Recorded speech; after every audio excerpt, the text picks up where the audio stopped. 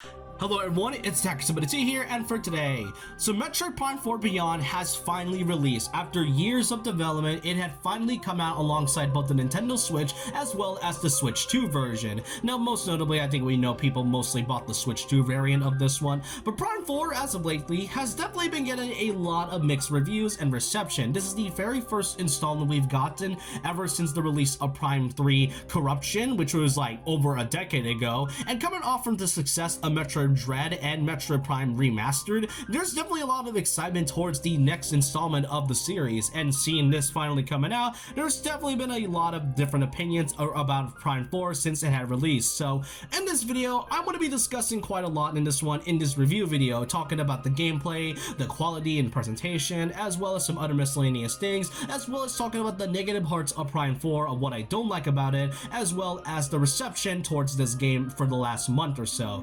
And as per usual, I will be talking about my final score and verdict at the end as to whether or not this game is truly worth all the pricing, especially for it being $70 if you're getting the Switch 2 version. So I hope you guys enjoy this nonetheless, and let's get started with talking about the big question: is Metroid Prime 4 Beyond truly worth the 8 years of development? And starting this off, we have to talk about the game's reception as of lately.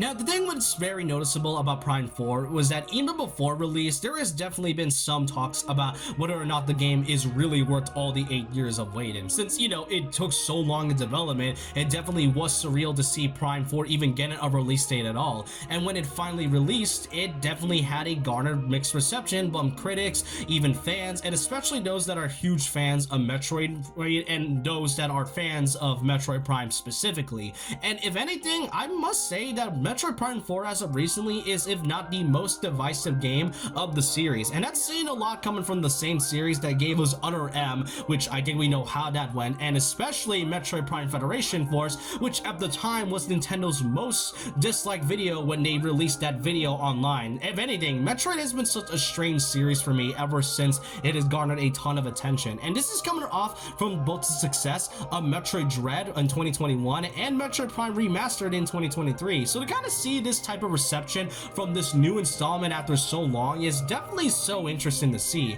I mean, when you garner to look at the reviews, they are really bad, but as I said, there has been some mixed reception towards this game from fans and critics alike. Not to mention, likely the reason why the reception was like this is because of how long it took for Prime 4 to release. We have to remember, and for those that need a recap, Metroid Prime 4 was announced all the way back in the year of 2017 at E3, the same year as when the Nintendo Switch had come out, but it wasn't until 2019 that it was confirmed by Nintendo that it had to restart development due to the fact that the mantle of development was given to Retro Studios, who in the past have developed the past Metroid Prime titles, so it was in good hands. But for like the next 4 to 6 years, the series and the new title was basically quiet for a good long while, and it wasn't until Metroid Dread that the Metroid popularity was started to like heat up once again, and thanks with the upcoming Metroid Prime Remastered that came out a couple years later, the Prime 4 hype was definitely up again, and it wasn't until late 2024 and around 2025 that we finally got to see more details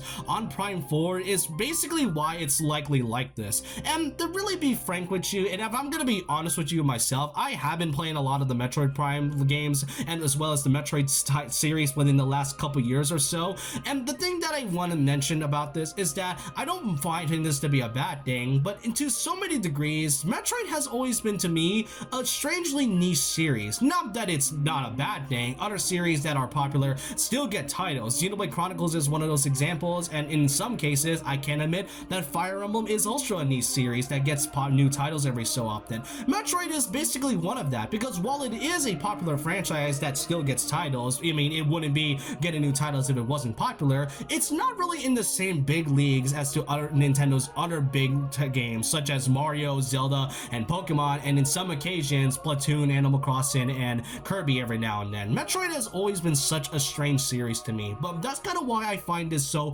fascinating and why I feel the reception to this has been both fair and also kind of unfair at the same time. But overall, that's kind of all I need to say about what I feel towards Metroid Prime 4's latest reception and reviews, and now I think it's time to talk about what the game really has to offer.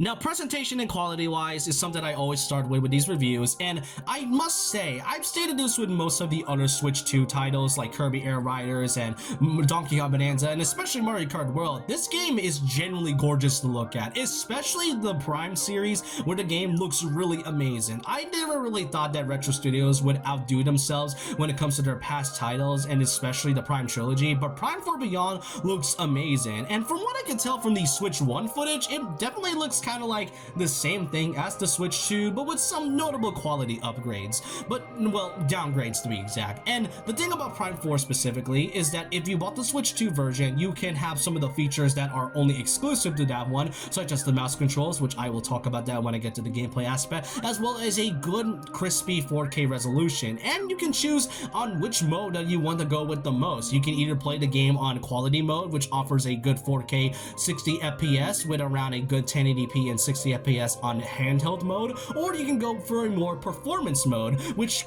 requires a good 1080p as well as 120 frames per second, but in handheld mode it does have a much more smaller fidelity at around 720p and 120 FPS. So if you prefer which version of which mode you want to go with, then that's your preferred preference. I mostly went to the quality mode for the rest of it, and as I said, the game looks gorgeous in many cases. I say many though because there are times where I feel as if the quality does dip, notably in the Soul Valley segment, but that will be for later on. But yeah, for this game running on the Switch 2, it runs very well, I must say. Even on both different modes, I can tell that it took quite a while for Nintendo and Retro Studios to develop Prime 4, because this game looks gorgeous in so many cases. From the different areas you go through and even the enemies, they all look really good, and I cannot fathom how gorgeous everything looks in Prime 4.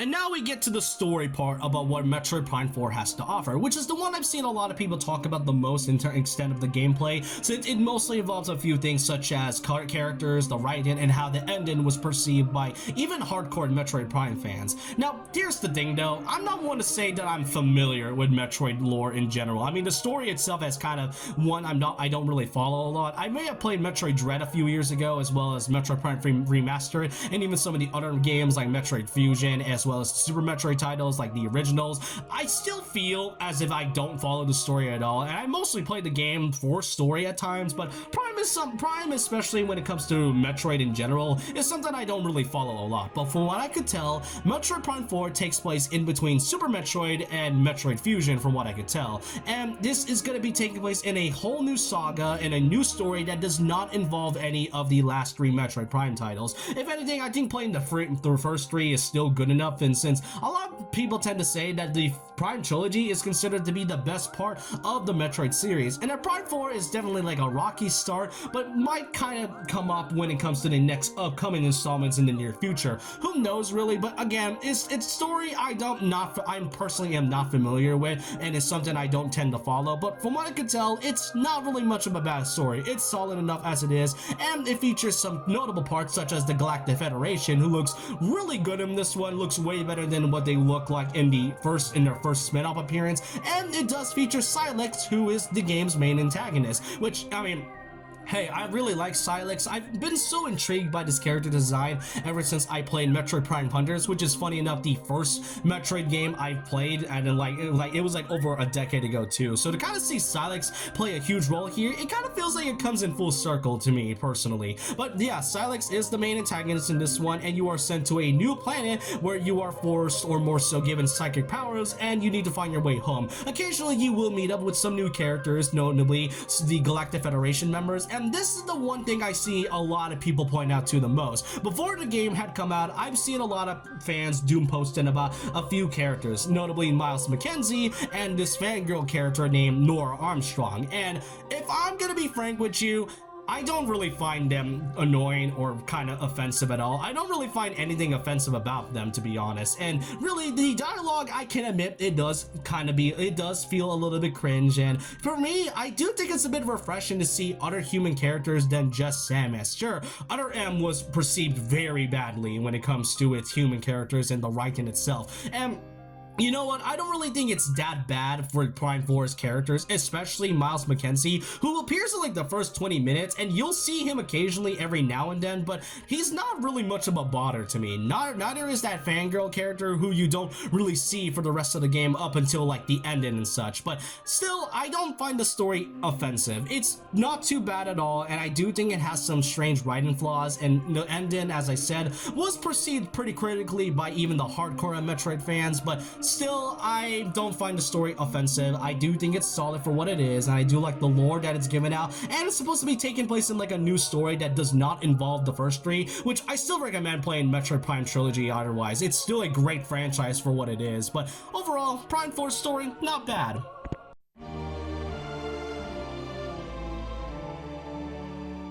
And now we get to the gameplay part of Metroid Prime 4, and I don't really have much to say about it because the gameplay, aside from the new features, is basically just your typical Metroid game. You shoot enemies, it is a first-person shooter, while also keeping that Metroidvania-style gameplay by having you go back to certain areas that you weren't able to access to before. It is your typical Metroid fashion. The biggest feature that came from Prime 4 is notably the psychic powers that Samus was given at the beginning of the game, and with her psychic ability, she is able to use them by opening areas that you weren't able to before, even as just a regular bounty hunter. Now, there are some occasional things where you do need to like kind of go back in times, and you can upgrade abilities, you can get more expansions on your missiles and shot expansions, as well as energy tanks, as well as upgrading your suit as you progress through the game. It's basically your typical Metroid title, and not much else I can say. You also got the logbook, just like your typical Metroid Prime title, which you have to scam things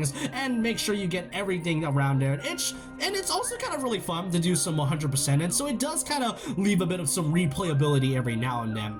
Now, of course, the other bigger part about Metroid Prime 4 is notably on the Switch 2 version, that being the mouse controls. I tried it for around a good 10 to 15 minutes, and the mouse controls, I have to admit, it's kind of janky at times. And really, to be fair, Nintendo hasn't really been doing a good job when it comes to advertising most of the games that has mouse controls, because even when I use some mouse controls on certain games, it feels a little bit wonky at times. And no, my controllers isn't really stick drifting, it's just kind of the fact that it feels a little strange to use at times. For Prime 4, it does go by a little well, but there are moments where I feel as if I can't really get a good connection with the mouse controls, even with all the things I've tried. So overall, it's not too bad, just one I don't really tend to focus on to the most, even for a game that is supposed to focus on mouse controls. But then you also get to the Viola segment, notably the bike parts, which I must say, having Samus on a bike is such a cool thing. It's mostly the other part of it that bogs down as to why many people think that Prime 4, while a solid game, is mostly generally covered by its flaws and its development cycle. So really, the gameplay parts of it, as much as I've been given a lot of compliments on everything I've shown so far, from the presentation, the story, which I find solid, and the gameplay really fun in general, there are a few major flaws that boils down from a game from preventing it to be a 9 out of 10 all the way to it being a pretty low score in between a 7 or 8.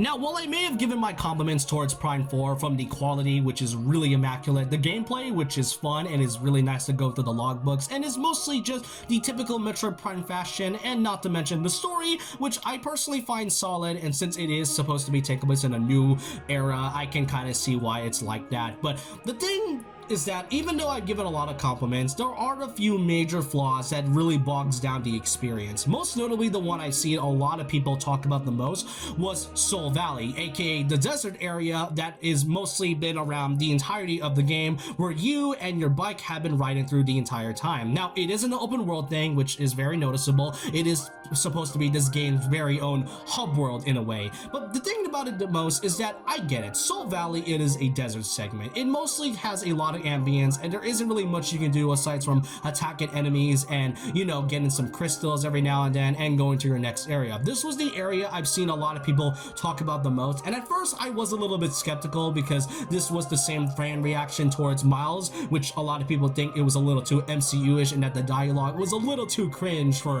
Metroid standards. And as I said, Miles, along with that fangirl character, is the least offensive thing I could say about Prime 4, to be fair. They aren't bad, I just think they're kind of okay and by my standards. But Soul Valley is the one that I can genuinely agree with because it's generally boring. It is boring, it's barren, and I get it's a desert, but there's not much you can really do other than going into the next areas. And apparently, this was something that was not added before, and I can kind of see why it took so long for this game to develop. This was stated from a Famitsu column that it turns out this Desert Hub World segment was added as the request of Nintendo of America. They wanted to add the Hub World segment due to the fact from Breath of the Wild's huge influence and popularity and huge influx of huge mainstream. They decided to add a Hub World part to Prime 4, and now I can kind of see why some were a little bit skeptical about this, and it didn't really help from the fact that Nintendo was mostly advertising the bike and desert segment even before the game had released, so that didn't help at all. And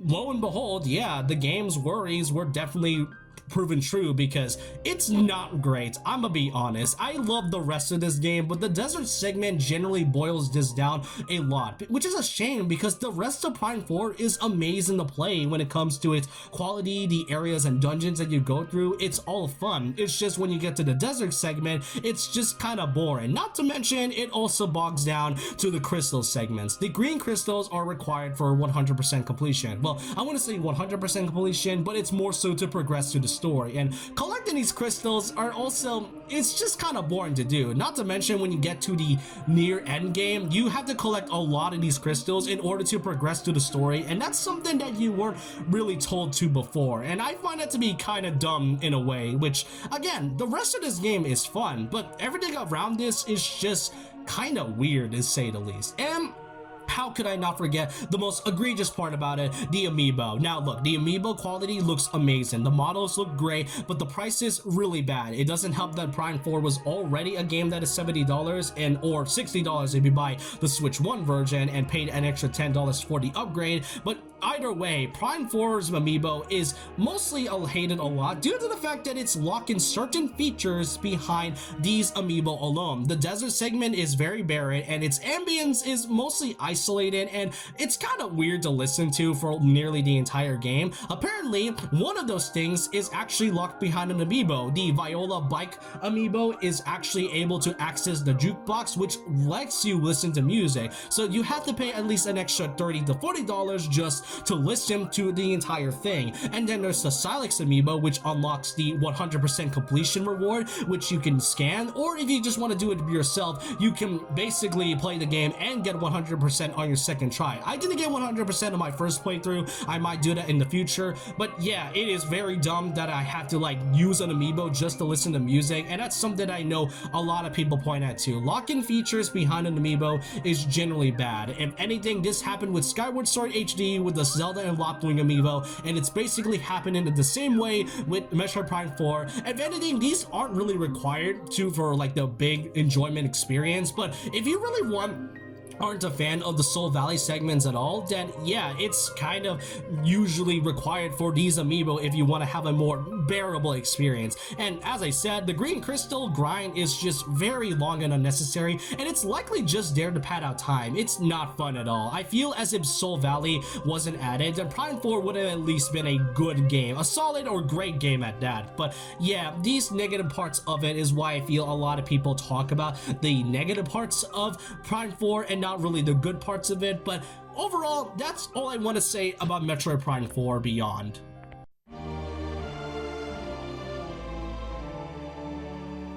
So the question is Metroid Prime 4 Beyond really worth the 8 years of waiting, and what do I generally give this game scoring? The thing about Prime 4 is that, as I said at the beginning, it is a very divisive title, one that I feel is very more divisive than Other M and Federation Force. But the thing about it though is that if you are wanting to get into the Metroid series in any other way, then this is a good pickup, and since this is supposed to be taking place in a new story that is unrelated to the first Prime titles, which I still recommend playing those either way, then yeah, this is a good game either way. But the thing about it though is that due to its other flaws from the desert segments and the padding out time with the green crystals and locking certain features behind amiibo, then yeah, that's generally noticeable at that. It is a game I feel is divisive, but it's still a good pickup nonetheless. So my final scoring for Metroid Prime 4 Beyond is a 7 out of 10. If it wasn't for Soul Valley and some of the other negative parts of this game, then I would have at least given it an 8.5, Why? Because of everything else. But still, I feel as if Metroid Prime 4, it's not a terrible game. It's solid, but it's incredibly flawed in its own way.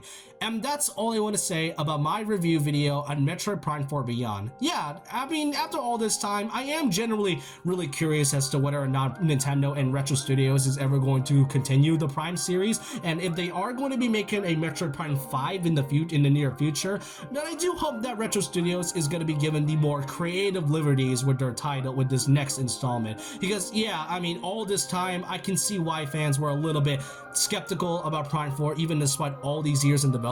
But yeah, even as someone who's been getting into the Metroid series in the last few years, I am generally happy that this game was released nonetheless. Is it flawed? Absolutely, but I do hope that Nintendo and Retro Studios can learn from the criticism in order to make the future Metroid Prime 5 in like otherwise. But let me know your thoughts and opinions down below about this. What is your honest opinion about Metroid Prime 4 Beyond? Do you think it's a good dang game? Do you think it's really worth all those years of waiting? Or do you think there could have been more improvements given upon Prime 4 Beyond? Let me know your thoughts and opinions down below about this. And so with that, leave a like, comment, subscribe, hit the notification bell for videos, follow my Twitter and Instagram. And remember this, once a legend, always a legend. And if there's ever going to be a new Smash Bros. Game, please add Silex in the next game. He is a really cool villain.